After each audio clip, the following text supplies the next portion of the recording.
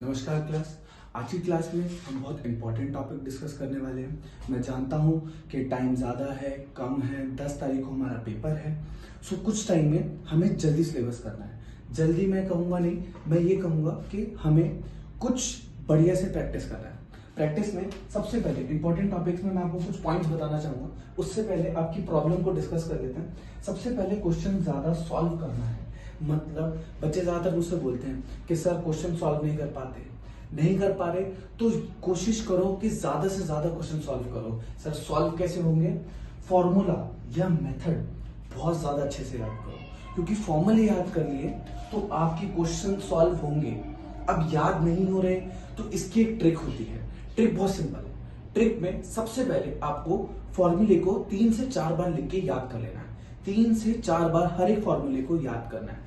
सबसे पहले आपको फॉर्मूले अच्छे से याद करने हैं। इस बात को मैं इसलिए रिपीट कर रहा हूं क्योंकि फॉर्मूले ही इस चैप्टर में जान है। आपको वही पास करा सकते हैं, क्योंकि फॉर्मूले अगर आप अटेम्प्ट करोगे तो आपको फॉर्मूले के मार्क्स मिलते हैं। स्टेप मार्किंग होती है। मैं ये नहीं कह रहा आपके 95 नंबर आएंगे या 100 नंबर आएंगे। मैं आपको कह रहा हूं कि आपको अच्छे मार्क्स लाने हैं। मार्क्स अच्छे लाओ या पास हो, क्योंकि पास होना है, प्रूव करना है आपको कि आप किसी से कम नहीं हो। तो सबसे पहले आप फॉर्मूले याद करोगे या मेथड याद करोगे। फिर इसके बाद आप सिर्फ और सिर्फ किसी की बात पे, बुक पे, किसी भी कोई भी लगड़म झगड़म बुक के नाम बोलेगा, एनसीईआरटी के अलावा या प्रीवियस ईयर क्वेश्चन पेपर के अलावा। कोई बोलता है आर एस अग्रवाल कर लो, आर डी शर्मा कर लो, यू लाइक कर लो, ये नहीं करना है। आपको सिर्फ किस पर फोकस करना है, मेरी बात को ध्यान से समझ लो। सिर्फ एनसीईआरटी और प्रीवियस ईयर क्वेश्चन पेपर। खास तौर पे ये बात बेसिक वाले बच्चों के लिए है, जिनके पास बेसिक है। स्टैंडर्ड वाले बच्चे कोशिश कर सकते हैं कम से कम स्टैंडर्ड के 5 क्वेश्चन पेपर तो सॉल्व करें ही करें, और बेसिक वाले कम से कम 3 क्वेश्चन पेपर को सॉल्व करें। प्रीवियस ईयर पीवाईक्यू, यहाँ पे हमारा previous year question paper PYQ आपका सॉल्व होना बहुत जरूरी है। इसके अलावा वो तब जब आपको एनसीईआरटी से आप बहुत सारे चैप्टर अच्छे से कर लीजिए। अब सर बहुत सारे अच्छे चैप्टर कौन से करें, कैसे करें सर? सबसे पहले मैं आपको कुछ चैप्टर बता देता हूँ और उन चैप्टर को आप मुझे कमेंट में बताना कि मैं उनको डिस्कस करूं या नहीं करूं। सबसे पहला चैप्टर आपको करना है चैप्टर नंबर 1। कौन सा? चैप्टर नंबर 1, मतलब आपका रैशनल नंबर्स। ये बिल्कुल सही समझ लो। रैशनल नंबर में एक हमारी एक्सरसाइज है 1.2, न्यू बुक के हिसाब से बता रहा हूँ।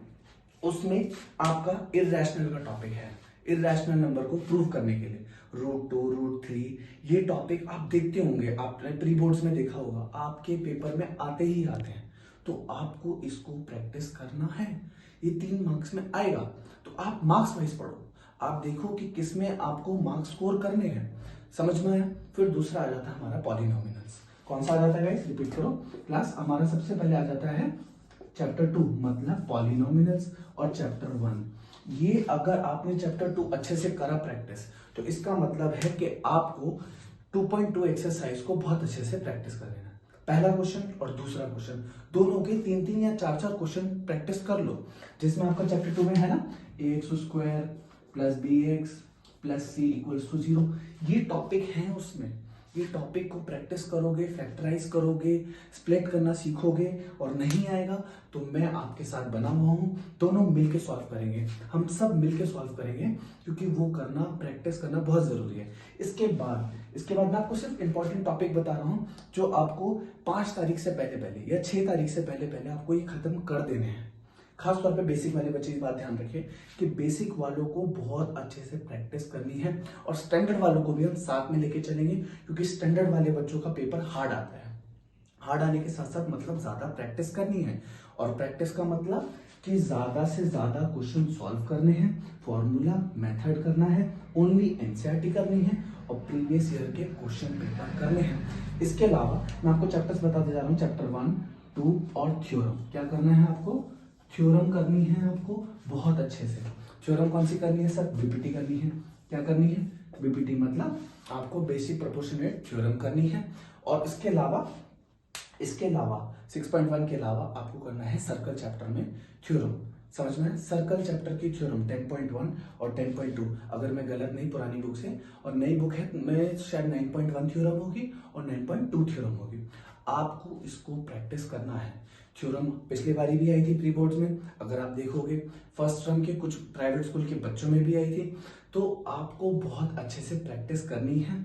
इसके अलावा आपको इसमें सबसे पहले आपको कौन सा करना है, स्टैट्स करना है। कौन सा करना है, स्टैट्स मतलब चैप्टर 13, ये नई बुक के हिसाब से मैं आपको बता रहा हूँ, और चैप्टर 14 मैं शायद आपको नाम भी बता रहा हूँ, प्रोबेबिलिटी। ये 5 चैप्टर आपको बहुत अच्छे से प्रैक्टिस करने हैं।